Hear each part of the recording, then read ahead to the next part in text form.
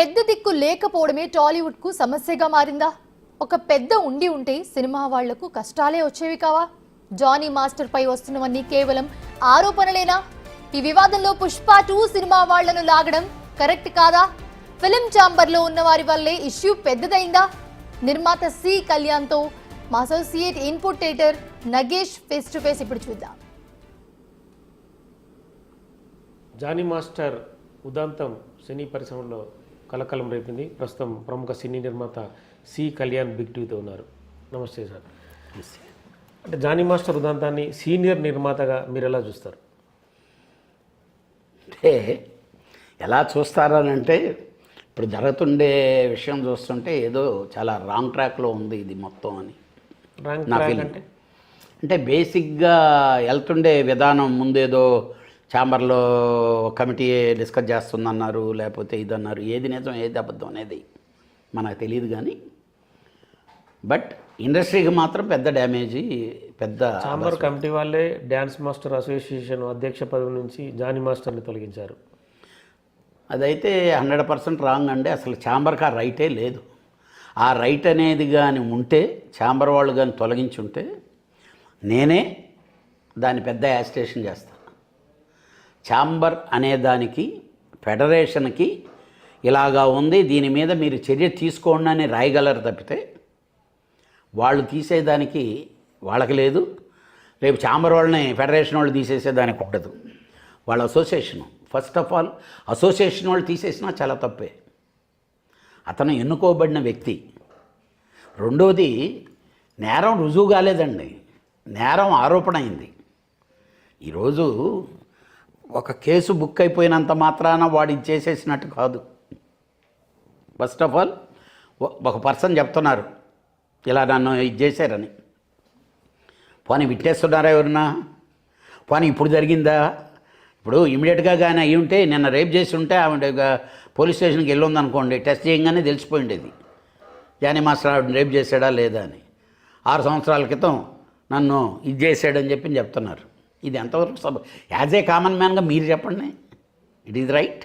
Film women safety committee కూడా అంటే ఏదో జరిగిందన్న యాంగిల్లోనే ఆయన పదవి నుంచి తొలగించామని చెప్పి ఒక కమిటీ కూడా సమావేశమైంది, మీరు చూసే ఉంటారు.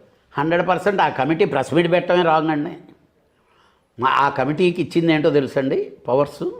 మీరు గోప్యంగా విక్టమ్స్ని బయట పెట్టకుండా విచారించి దాని తప్పుల్ని డిపార్ట్మెంట్కి చెప్తే department will take the action. వీళ్ళ చేతుల్లో లేదండి, వీళ్ళేమీ జడ్జిలు కాదు. తప్పది అంటే తెలియకుండా ఏదో కోతి కొబ్బరి చెప్పిస్తే ఏం చేస్తుందో ఆ టైప్లో ఉంది. రెండోది ఛాంబర్ అతన్ని సస్పెండ్ చేశారు, తీసేశారు అని అంటే ఛాంబర్కి రైటే లేదు, వాళ్ళ అసోసియేషన్కే రైట్ లేదు. వాళ్ళు అసోసియేషన్లో చేయాలన్నా they will call general body ఒక ప్రెసిడెంట్ని తీసేయటం అనేది. అంటే ఇట్లా సమావేశం ఎలా కావాలి? ఒకవేళ అసలు ఫస్ట్ అతని మీద నేరం రుజువు అవ్వాలి.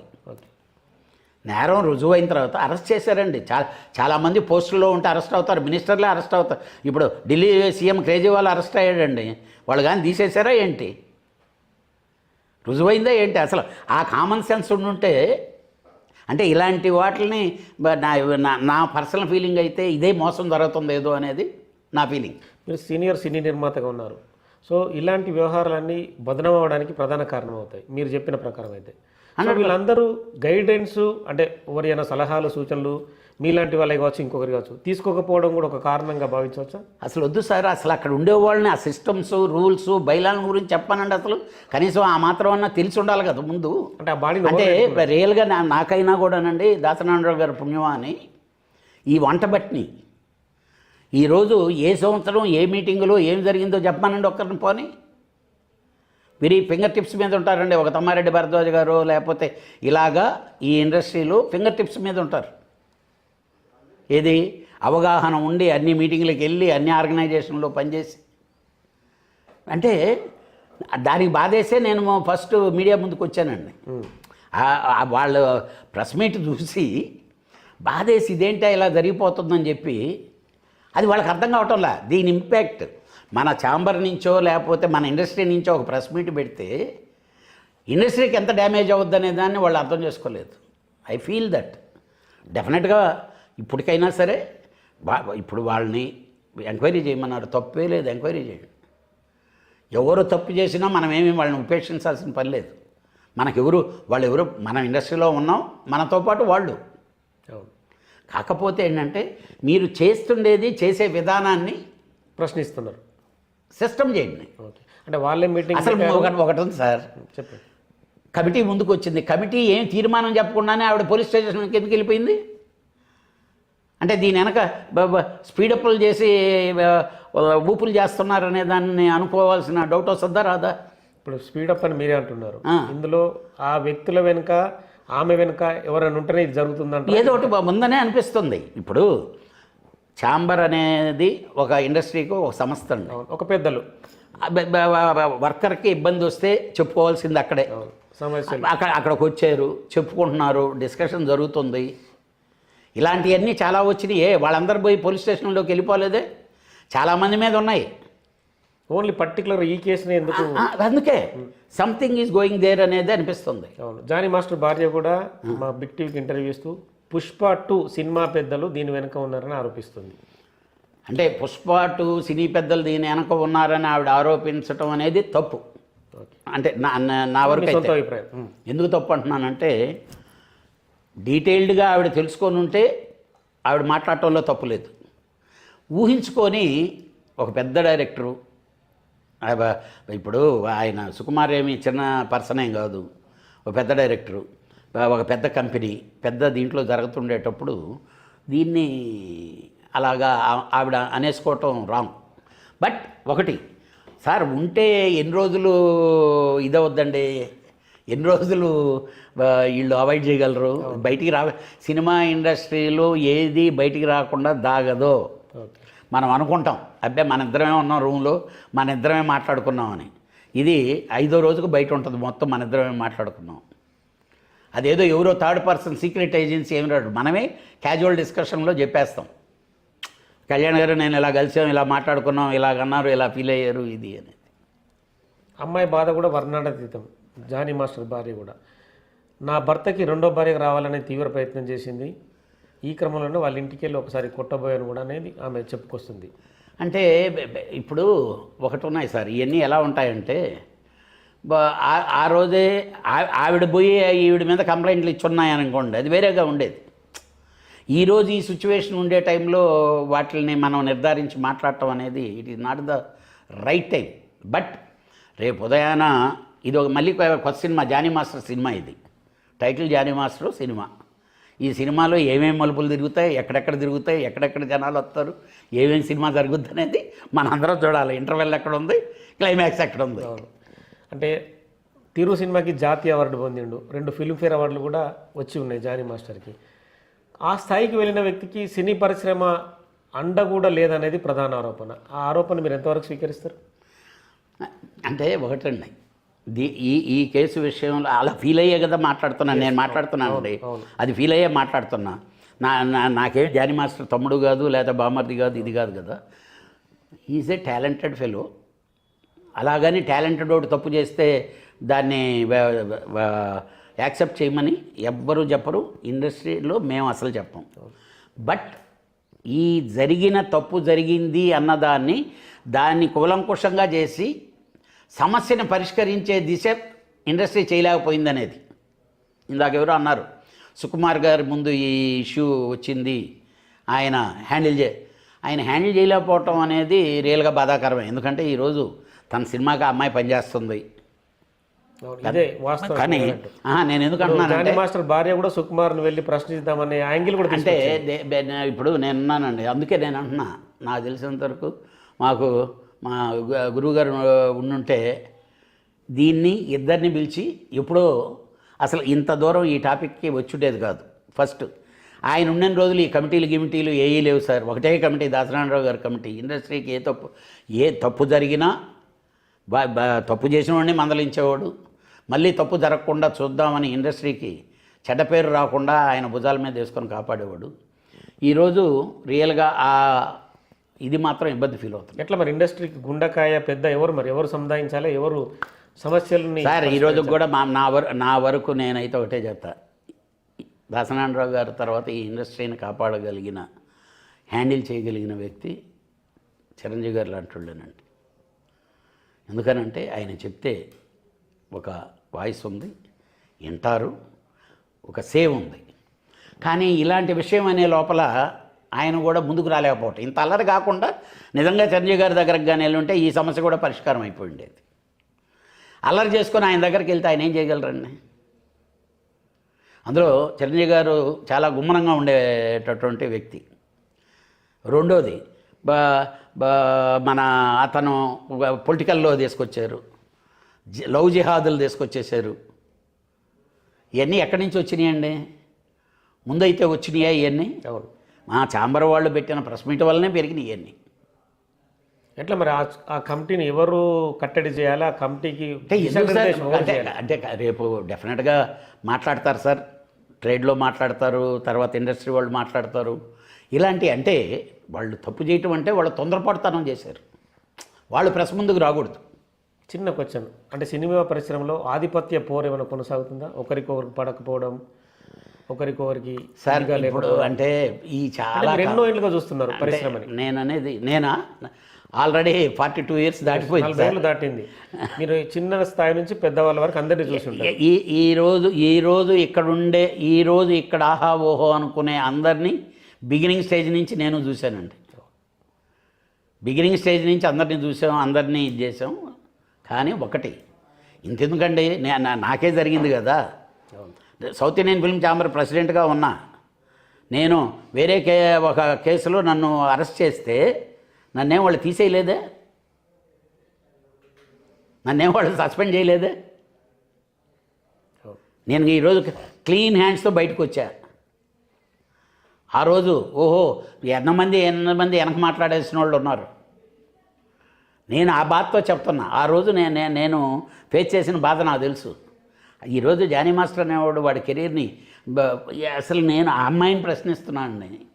నీ కొరకు త్యాగం చేసేసాడు నిన్ను, అసలు ఎక్కడికో జానీ మాస్టర్ నాకు లైఫ్ ఇచ్చాడు, ప్రాణం పోసాడు, ఇది చేశాడు అని ఇన్ని మాట్లాడింది పాపం అమ్మాయి. నేను చూశాను. అంటే ఇన్స్టాగ్రామ్లో కూడా పోస్ట్ చేసింది, ట్విట్టర్లో కూడా. అన్నీ అలాంటి అమ్మాయి ఈరోజు అతను గొంతు కోసేసింది కదా. పోనీ నిన్న కానీ రేపు అయిపోయి ఉన్నావు అనుకో నువ్వు, అమ్మో ఇన్ని రోజులు కాపాడుకుందాన్ని నాకు చేశాడు కాబట్టి నేను పైరైపోయాను అన్నాను. అంటే అతను చేసాడా, ఈ అమ్మాయి చేయించుకుందా, లేకపోతే వీళ్ళిద్దరూ కలిసే దాచారా, ఇవన్నీ వెనక రాబోయే రోజుల్లో డెఫినెట్గా బయటకు వస్తాయి. నేను అనేది ఏంటంటే ఏం చేసినా మీ ఇద్దరు పుణ్యమాన ఇండస్ట్రీ బదనాం అయిపోయింది కదా. ఫిలిం ఇండస్ట్రీ మీకు ఫుడ్ పెట్టే ఫిలిం ఇండస్ట్రీ బదనాం అయిపోయింది కదా. సరిదిద్దుకోవాలండి డెఫినెట్గా కమింగ్ డేస్లో ఎవరైనా గతంలో సమంత డిమాండ్ చేసినట్టు కేరళలో హేమ కమిటీ లాగా ఇక్కడ ఏమైనా తెలుగు సినీ పరిశ్రమకు హేమ కమిటీ లాంటిది అవసరం అంటారా? సార్ అక్కడ హేమ కమిటీ వచ్చి ఏం చేసిందండి? ఒకటి చెప్పండి, హేమ కమిటీ వచ్చి ఏం చేసిందో చెప్పండి. కానీ అంతకుముందు ఏదో తప్పు జరిగితే అవతల వాళ్ళకి శిక్ష పడింది, న్యాయం ఉంది సార్, కోర్ట్ ఆఫ్ లా ఉంది. మీరు చాలా విషయాలు చూస్తుంటారు సినిమా పరిశ్రమలో. ఈ మీటూ ఆరోపణలు, ఈ మధ్య త్రివిక్రమ్ మీద ఒక హీరోయిన్ ఆరోపణ చేసింది, గతంలో కూడా నాకు ఇలాగే జరిగింది, సినిమా రాజకీయాలు సినిమా పెద్దల వల్లే నేను తొక్కబడ్డానని.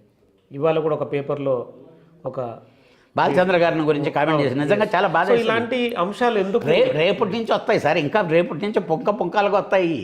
అంటే సినిమా పరిశ్రమలో యాక్చువల్గా మహిళల పైన జరుగుతున్నాయా ఇలాంటి అంశాలు? సార్ ఇంపాసిబుల్ అండి. బేసిక్గా చెప్తున్నాను, ఈరోజు ఎవరి లగేజ్ వాళ్ళకు ఉందండి. నా భాషలో చెప్పాలంటే ఈ ఇండస్ట్రీలోకి వస్తుంటే ఎవరి లగేజ్తో వాళ్ళు వస్తున్నారు. కొత్త లగేజ్ ఇక్కడేమీ క్యారీ చేయాల్సిన పని లేదు. It is bad. ఎట్లా మరి అంటే ఇలాంటి వ్యవహారాలు కట్టడి కాకుండా కావచ్చు, ఫిలిం ఛాంబర్ అసోసియేషన్ ప్రెసిడెంట్ కావచ్చు, అంటే రెగ్యులర్గా మీరు కమిటీలు వేసుకుంటున్నారు, అన్నీ జరుగుతున్నాయి. ఈ మధ్యకాలంలో హేమ ఇష్యూ కూడా చూసి ఉంటారు, డ్రగ్స్ సంబంధించిన అంశం. బెంగళూరులో పట్టుబడింది హేమ, ఇక్కడికి వచ్చి నేను పట్టుబడలేదు బదనాం చేస్తున్నారని. చాలా అంశాలు సినిమా ఇండస్ట్రీకి బయట కొంత డ్యామేజ్ జరిగే అవకాశం ఉంటుంది. అంటే దీనికి ఏంటి ఒక లైన్ ఆఫ్ లా అనేది ఏముండాలి? అంటే ఒకటి సార్, ఇక్కడ ఎవరిని కట్టడి చేయలేరు. మనం ఎంతవరకు అంటే ప్రొఫెషనల్ వైజ్ కట్టడి చేయగలం తప్పితే, ఒక తప్పు జరిగితే ఇండస్ట్రీలో ఆ తప్పుని సరిదిద్దగలం తప్పితే, నేను ఇప్పుడు డ్రగ్స్ తీసుకున్నాను అనుకోండి, దానికి ఎవరండి ఇండస్ట్రీ వాళ్ళు ఎలా బాధ్యులు అవుతారు? వాళ్ళ సొంత నిర్ణయాలు. ఇప్పుడు మొన్న హేమ మీద యాక్షన్ తీసుకున్నామన్నారు మా వాళ్ళు, అయిపోయింది. యాక్షన్ విత్డ్రా చేసుకున్నారు కదా ఇప్పుడు. అలాగా అంటే ఆ రోజు కూడా ఇది తేలేంత వరకు వెయిట్ చేసి ఉంటే పోయి ఉండేది. హేమ మీద కూడా అది తేలేంత వరకు వెయిట్ చేస్తే బెటర్ కదా. సస్పెన్షన్లో పెట్టండి. మెంబర్ ఆయన తీసేసాము పోస్టులో ఉంది. సీఎం లాంటి వాడే అరెస్ట్ అయితే తిరిగి వచ్చేంతవరకు అదే పోస్టులో ఉన్నాడు ఢిల్లీ సీఎం. రెడ్డి భరద్వాజ కూడా సీనియర్ నిర్మాతగా ఉన్నాడు కదా. దామోదర్ ప్రసాద్, అడ్వకేట్ కావ్య, ఝాన్సీ, ప్రగతి సార్ ఉన్నప్పుడు వాళ్ళు ఎందుకు ప్రెస్ మీట్ పెట్టారు సార్? అవసరం ఏంటి? ఆ ప్రెస్ మీట్ వల్ల ఎవరికేం చెప్దాం అనుకున్నారు? మేము చాలా నిజాయితీగా డిస్కస్ చేస్తున్నాం, ఎంక్వైరీ చేస్తున్నాం అని ఎవరికి చెప్పాలండి? పోలీస్ డిపార్ట్మెంట్కి చెప్పాలి, లేకపోతే ఆ 2 ఫ్యామిలీలకి చెప్పాలి, లేకపోతే ఆ కన్సర్న్ అసోసియేషన్కి చెప్పాలి. ప్రపంచానికి అవసరం లేదు కదా, దాంట్లో డిబేట్లు చేయాల్సిన అవసరం లేదు కదా. పోనీ వాళ్ళు చేసిన డిబేట్ వల్ల ఏదైనా బెనిఫిట్ ఉందా? వీళ్ళే మీటింగ్ పెట్టారట, వీళ్ళ మాట అనకుండా ఆ అమ్మాయి అంటే మీరేదో ఆ అమ్మాయికి న్యాయం చేయలేకపోతేనే కదా ఆ అమ్మాయి పోలీస్ స్టేషన్కి వెళ్ళింది. పోలీస్ స్టేషన్కి వెళ్ళడము, మహిళా కమిషన్ కూడా వెళ్ళడం రెండు జరిగాయి. అంటే మీరు న్యాయం చేయలేకపోయారనే కదా వెళ్ళింది, అంతే కదా అనుకోవాలి. ఇమీడియట్గా క్లోజ్ చేయాలి మీరు ఫైలు. నువ్వు పోలీస్ స్టేషన్కి వెళ్ళావు కాబట్టి ప్రెస్ మీట్లో ఏం చెప్పి ఉండాలి? ఆవిడ పోలీస్ స్టేషన్కి వెళ్ళింది కాబట్టి మేము ఫైల్ క్లోజ్ చేసామని చెప్పాలి. మా ఛాంబర్ రూల్స్లోనే సిస్టంలోనే ఉంది. వన్స్ కోర్ట్ ఆఫ్ లాకి ఎవరన్నా వెళ్తే, ఇద్దరి మధ్యన డిస్ప్యూట్ ఉండి ఒక పర్సన్ కోర్ట్ ఆఫ్ లాకి వెళ్తే ఇంకా ఆ కేసుని ఛాంబర్లోంచి క్లోజ్ చేసేస్తాం. వాళ్ళే ఒక మెసేజ్ పాస్ చేసుకున్నారు, ఈ వ్యవహారం గురించి ఎవ్వరు మాట్లాడకూడదు, ఎక్కడ కూడా విషయాలను మీడియా ముందు ప్రస్తావించకూడదు. వాళ్ళే కదా ప్రస్తావించారు కూర్చొని. కాదు సార్, ప్రస్తావించకూడదు అన్నారు, బాగానే ఉంది. వాళ్ళే కదా ప్రస్తావించారు.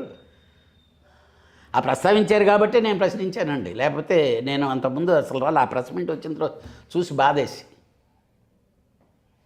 ఈ వ్యవహారాలన్నిటికీ పులి స్టాప్ పట్టాలంటే కనుక, అలాగే సినీ పరిశ్రమ మళ్ళీ అంటే ఆల్రెడీ నడుస్తూ ఉంది, బెటర్ వేలో వెళ్ళాలంటే మీరేం చెప్పదలుచుకున్నారు?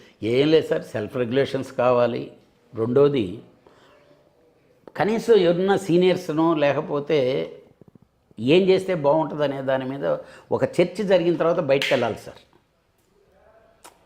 ఇమ్మీడియట్గా ఏదో అయిపోయి అడావుడిగా సార్ ఆ ప్రెస్ మీట్ పెట్టినందువల్ల ఉపయోగం ఏంటని నేను ఒక క్వశ్చన్ అడుగుతున్నా. ఏం చెప్దాం అంటున్నారు, ఎవరికి చెప్దాం అంటున్నారు, ఎవరికి చెప్పాల్సిన అవసరం ఉంది? అదొక్కటే నేను అడుగుతుండే. That is wrong. వీటికి పరిష్కారం ఎవరు చూపాలంటారు ఫైనల్గా మీరు? ఎందుకు సార్, రేపు జానీ మాస్టర్ అనేవాడు బెయిల్ మీదనో దేని మీదో బయటకు వస్తే అతను డెఫినెట్గా వచ్చి ప్రెస్ మీట్ పెడతాడు కదా, అతను చెప్తాడు కదా, అతని వెర్షన్ అతను చెప్తాడు. ఇప్పుడు వన్ సైడ్ వెర్షనే కదా వింటున్నాం. మీ మద్దతు వరకు జానీ మాస్టర్కా విక్టిమ్కా? సార్ ఇండస్ట్రీకి సార్, ఓకే, సినిమా ఇండస్ట్రీకి నా మద్దతు సార్. తప్పు చేసిన వాడు శిక్షింపడాల్సిందే. అసలు లైంగిక వేధింపులు అనేవి లేవంటారా సినిమా పరిశ్రమలో? అంటే లైంగిక వేధింపులు ఉండవు సార్. సార్ అవతల వాళ్ళు ఇష్టపడకుండా పైకెక్కి రేపులు చేసేసిన ఇన్సిడెంట్లు ఏమైనా ఉన్నాయా? వాళ్ళిద్దరూ ఇష్టపడ్డారనుకోండి, ఇండస్ట్రీ వాళ్ళకి మాకు సంబంధం ఏముందండి?